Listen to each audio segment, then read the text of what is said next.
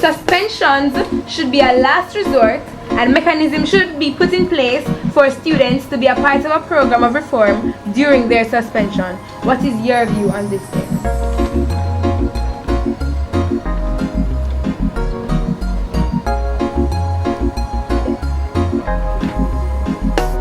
Indeed, suspension should be a last resort. If you suspend a child and just send that child to the same home he's coming from, for example, a mother who is abusive, a father not in the home, what do you think will happen? Students of Jamaica, I believe that there should be rehabilitation. The guidance department should ensure that they come and rehabilitate these children. Teach them moral education. Ensure that they're on the path to success.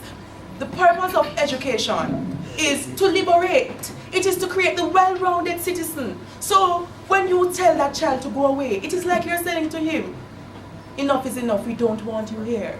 But I say to you, I believe suspension should be the last resort. Rehabilitation, moral education, the guidance department should be integral. It should be integral in ensuring that that child is rehabilitated. The suspension doesn't mean we're saying to the student, we don't want you here.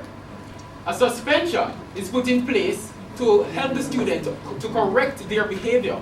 Now, mechanisms ought to be put in place to ensure that if a student misbehaves, has a mishap in school, things are done to correct that problem. Suspension is one such. For things that are way overboard, perhaps, we want to look at it in that regard. Now, it is not about saying we don't want you here. Mechanisms ought to be put in place, certainly, for them to have something so that they can come back to school, because what we are creating for is a society of students who are able to compete in the market world and are well developed.